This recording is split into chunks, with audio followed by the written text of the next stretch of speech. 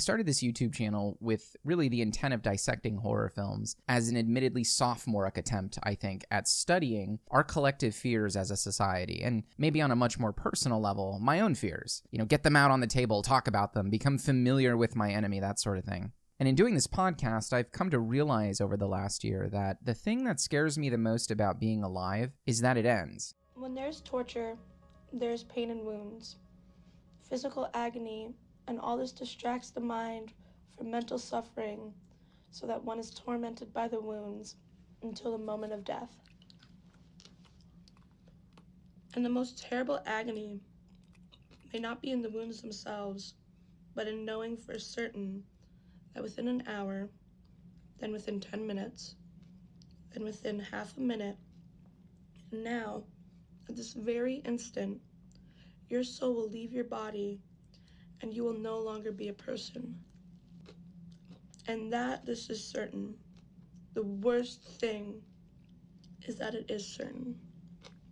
The worst part about existence to me is the eventuality of non-existence. The moment that light switch goes out and my conscious experience is snuffed out of existence, that keeps me up at night. And so over the last year, I've sat down with some of my good friends and we've talked about this avenue of cinema, horror films, that often serve as a canvas upon which we paint different iterations of this same very fear that I have. So we were doing like a live show once a week, as you guys probably noticed, but in early February, that stopped. I lost my grandmother in February. She passed away, and she might as well have been the closest thing to my mom growing up. And my wife lost her mother, who was relatively young, and this happened like 72 hours apart. One of those deaths was expected, and one was not. So I sort of put the show on hold, and I decided that amongst other things during this process, I would just pen my thoughts and sort of explore where my head is at. I mean, really on the issue of death.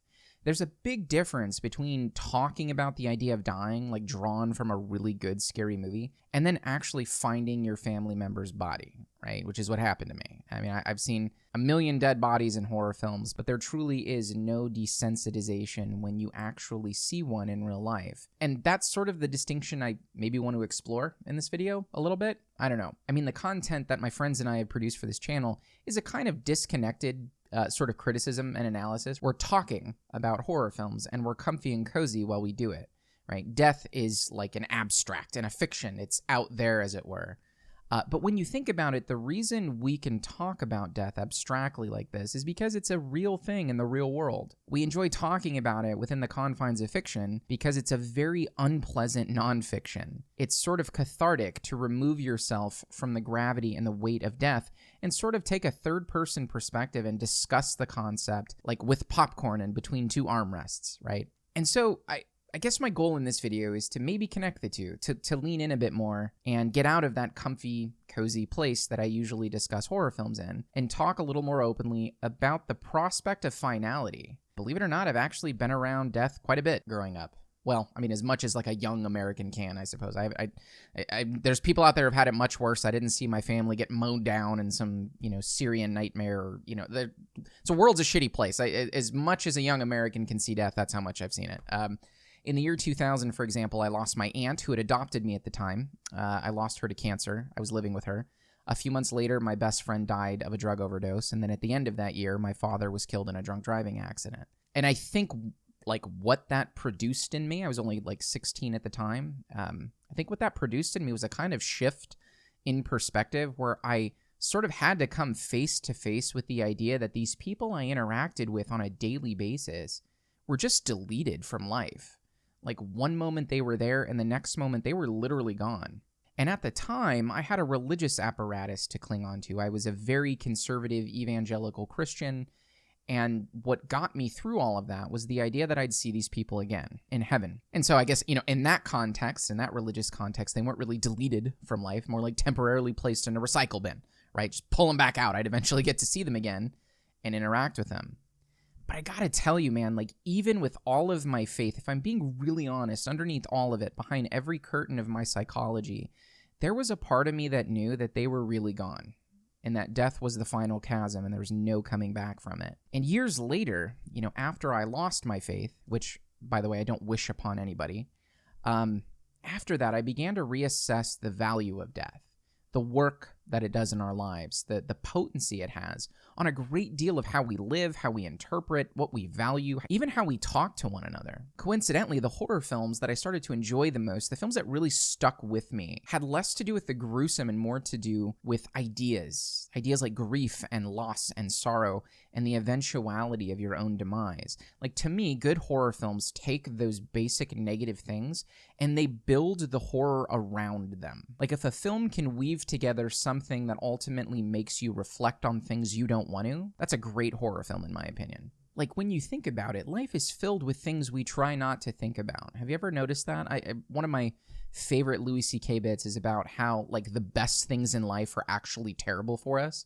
Like buying a puppy, for example. You know in your back of your mind, when you buy a puppy, that in like 10 or 12 years, that dog is going to have to be put to sleep, right? And this is going to cause you, like, immense sadness. You're sort of signing up for it when you buy the dog, and you know that in the back of your mind. Even worse when you fall in love and get married, right? Like, the odds are that one of you is going to die before the other, and that person is going to likely have to watch the other person, erode away into oblivion. Like, every good thing we experience in life has this kind of background noise to it, this shadow that follows it. And that shadow, I think, is the fact that we all sort of know that all of these things end. And we have grown to just try our best to ignore this as much as we can. I mean, much of the stories we tell ourselves about why we're here, what our purpose is, sort of mindless droning to create something bigger than ourselves before we die, either personally or professionally or spiritually, all of it is just to a large extent in place, I think, so that we just don't collapse into sheer terror at the abyss that we all know I think we're going to fall into eventually. Life is, in a lot of ways, almost entirely a distraction for death. And this is why I think I love horror films so much. Horror films like It Follows, or Byzantium, or Triangle, right? Films like these touch on the issue of time, the time we have left, and of meaning and purpose, correcting our wrongs and seeking forgiveness. I mean, these things are valuable because there's an expiration date on how much longer we have to seek them. And horror films sort of remind us that life ends, often abruptly, whether by the hand of a masked man or a killer clown or an alien creature or even a killer bong. Get your little ass over here and smoke this shit. Yes, that is a real horror movie. I'm sure many of you have seen it. So I'm not entirely sure where I'm going with this ramble, but I don't think it's good to have an unhealthy obsession with death, but I do think that an occasional meditation on death is necessary to maybe lessen the blow when it shows up in the real world. I don't know.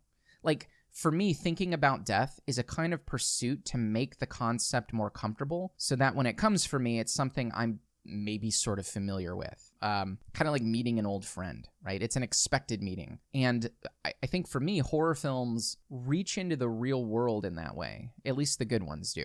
And I have no idea how to segue this into anything more optimistic. So I'll just say I must not be the only one who thinks this way, because I recently broke the 1,000 subscriber mark on YouTube. Guys, I've had like 300 subs on this channel for nearly a year. And then suddenly, like in 3 days, it sort of exploded to over 1,000. I think largely due to my Event Horizon analysis, which I might add is pretty groovy. I've noticed that my more popular videos are the ones that are like just my own analyses, where there's not like a 2-hour conversation with my friends tacked on to the end of it. So I'm going to try to focus a little more on making content like that. I'm currently working on exploring my favorite vampire film, which is a film called Byzantium. And then also I have this larger-than-life project that I'm trying to do on the Liam Neeson film The Grey, which is actually the most impacting film I've ever seen, and I am attempting to sort of explain why, and it's turning out to be rather difficult for me to do that. I don't really even know if The Grey counts as a horror film, but as we've discussed many times on this channel, horror has a great deal of plasticity to it, so who the hell cares? We may just throw in a comedy here and call it the Deadly Comedy Podcast. That sounds weird. We're not going to do that. But anyway, so the Grey and Byzantium, these two films sort of explore meaning and purpose within two very flipped contexts, I think. Like one in which you live forever, and the other in which your death is pretty much imminent, right? These two movies have a flip side of the same coin sort of vibe going for them, and so I hope you'll check them out when I make them. So 1,000 subs, man.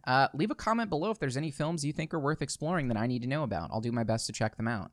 This is still a young channel, so I'm sort of adapting to the medium, starting to see what works, what doesn't, what I enjoy, what I don't. So if you're one of my first 1,000 subscribers, thanks for hopping on the train. I really appreciate it. And if you're interested in going back and taking a look at our library of content from the last year, we have discussions on films like It Follows, Let the Right One In, Event Horizon, Creep and Creep 2, Pontypool, Sunshine, Triangle, The Witch, The Babadook, The Exorcist, The Wicker Man, the old one, not the Nicolas Cage one, God almighty, Invasion of the Body Snatchers, the old one, there's a couple old ones, 1973, The Seventh Seal, Phantom Carriage, I think that's our oldest one, The Cabinet of Dr. Caligari, and A Dark Song. In fact, one of the co-hosts that I do my discussions with on this channel, Garrett, is a professional philosopher, and he has an entire lecture that he did on this channel called The Philosophy of Horror, which is a nice introduction to the history and philosophical underpinnings of modern horror. So lots of stuff to check out here if you're a new subscriber. Be sure to check us out on Facebook, Instagram, and Twitter.